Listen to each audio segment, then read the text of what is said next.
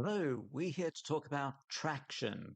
Traction is the thing that is most interesting to any company for an investor. If you've got traction, pretty much no matter what you do, you're going to be attracting investors. In fact, investors have their analysts or associates scour the internet. They've got AI tools, they've got bots, they use services that scour the internet looking for companies with signs of traction. So if you can exhibit traction, you're going to be way more investable. So the problem with traction, of course, is that's all well and good when you've got millions of pounds a year in revenue, but how do you demonstrate traction earlier? So in the next few minutes, we're going to show what you can do at each step to try and demonstrate more traction. So let's start with later stage. Imagine you've gotten your business to some significant revenue, you've got articles out there, and now everyone knows you. So, what is traction? We all know when a company is hot, right? We see them in TechCrunch, we see articles, we see friends talking about them, people talking about it at parties. You do a Google search, they're on Twitter. How do you get to that stage, even as a baby company? So, the starting point. I see many companies start, and now you're desperately looking for somebody to know about you. But you don't have customers. You don't even have a product. You can do nothing. That's not quite true. You can write articles. So content marketing is right at the beginning. Create thought leadership pieces. At SeedLegals, we've got hundreds of articles. I've written hundreds of articles because I think they're super important. Get the articles out there, try and have them published in different magazines and publications, post them on Twitter, post them on Insta, wherever your audience is. You want to spread, to seed things so that people doing a search will find you. That's the seed right at the beginning. Now, let's imagine much later on, you've got traffic. So, an investor would, for example, be using bots to look at LinkedIn. What's the rate of growth of a company's employees? This is a common thing that's done. You might even do that for your competitors. If they're doubling their employee count, that's traction. They might be losing money and about to run out of money, but it looks like traction. Of course, you know your revenue, others don't. Stripe knows your revenue if you're using Stripe. So Stripe might have automated systems that reach out. You'll have publications like TechCrunch will pick up on you. You'll find sites like Sifted perhaps reaching out to you as a thought leader, or some data on whether it be whatever it is your segment is. So you want to be lit up over there. Investors might use sites like SimilarWeb that can track website usage. So if your website traffic is going up, you're going to get on the radar of an investor. So now that you know what investors are looking for, both quant, statistics, and qual, which is where are you? We've done a search, people keep talking about you. How do you try to get to that right at the early stages? So we've already covered writing articles. Now, let's say you're talking to an investor and the investor says, tell me about your traction. So in the best case, you're going to go, well, I'm doing £1 million a month in revenue and it's growing 20% month on month. And the investor goes, that is awesome. But you're watching this going, that's all very well. I don't have any revenue yet. Dude, I'm way too early for that. So what can you do before that? Well, if you've got users, talk about your user numbers growing.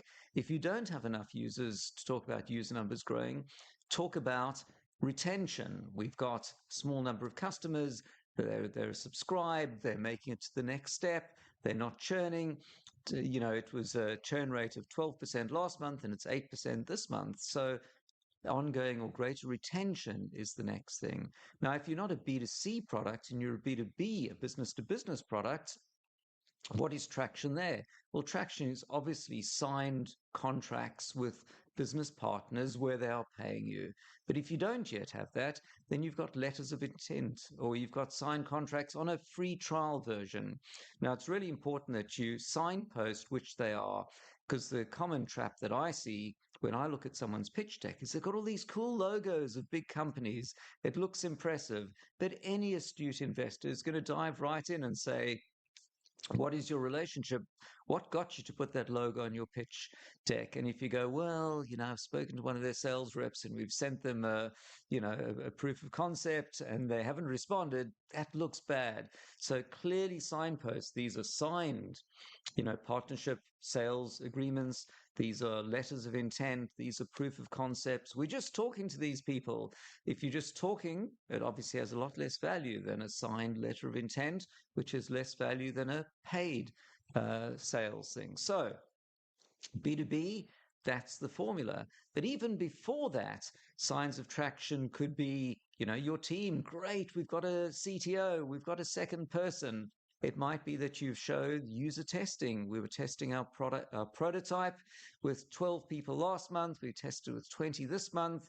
Last month, they didn't get it. This month, they're getting it. So for an investor, if a bank is lending you money, the bank just wants to get repaid. The investor wants a return on their investment of 10x or more. And how they're going to get that return? It's because your business is going to be bigger. So everything you do at funding stage is to convince investors that you've got this traction. And of course, that's a real problem because realistically, certainly pre-launch, nothing's changing, right? Your metrics are pretty flat. You're still working on it, or even after launch, you're in that sort of doldrum period. You haven't found product market fit yet, and the worst is, you've got an investor meeting. You've been looking for funding for the last 6 months. Actually, not much has changed. You couldn't spend on advertising and PPC ads because you didn't have a budget. So what can you do to tease out the traction?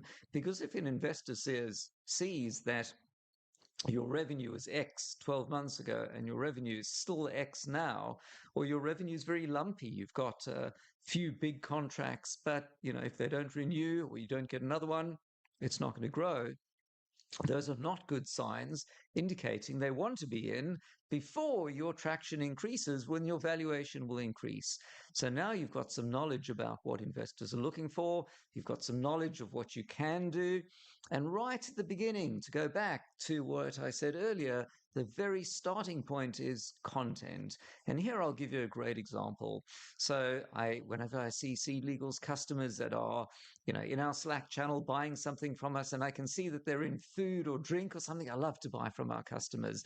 So a little while back, there was a company selling green tea. I love green tea. So I went to their website.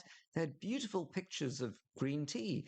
But I was very disappointed. I was expecting to see articles on how tea is picked in the Himalayas or Mount Fuji or whatever, and the perfect temperature to boil the water, and should I put oxygen in the water, and all sorts of stuff that would have turned their website into something that would have been sticky.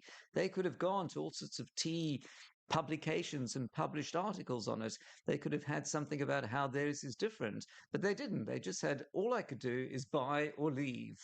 So think about completely transforming in the early stage of your business. The first product, in a sense, is the content that you're creating and disseminating that content so you're everywhere. And to wrap up, the story I love is, and I hope I got it right, which is Napoleon. His armies were surrounded by much larger armies. He has a big battle to fight. And what did he do? He sent his soldiers up into the surrounding hills, a dozen soldiers in each of the few hills, and they lit fires at night. And the enemy thought, oh my God, we're surrounded. There's a huge force.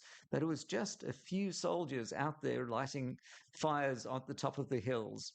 And likewise, investors, customers have no idea how large your company really is. But if you can see those fires, they see several articles. They go on LinkedIn every few days and they see an article from you. They see other people referencing your articles. They see you in another magazine. A friend talks about it. You can use all sorts of tricks. I mean, you could even buy LinkedIn or Facebook or other ads that specifically target your investors. I've never done that. I'm not sure I've seen people do it, but you could do those sort of things. So what you want to do in the early is appear much bigger than you really are. And that's where content comes in. And of course, once you've got users and you've got revenue and traction, then you've got the means that you've got that reality. And the other thing is, when you've got enough traction, whether it be content or web traffic growth or team growth, investors are going to find you which is great. And then you're going to have the other problem of fobbing off all those investors' associates that are calling you that are not really valuable. But that's a nice problem to have. Anyway, hope this helps. Focus on traction. And if you don't yet have the traction, figure out all the simple things you can do to make it look like you've got traction. Thank you.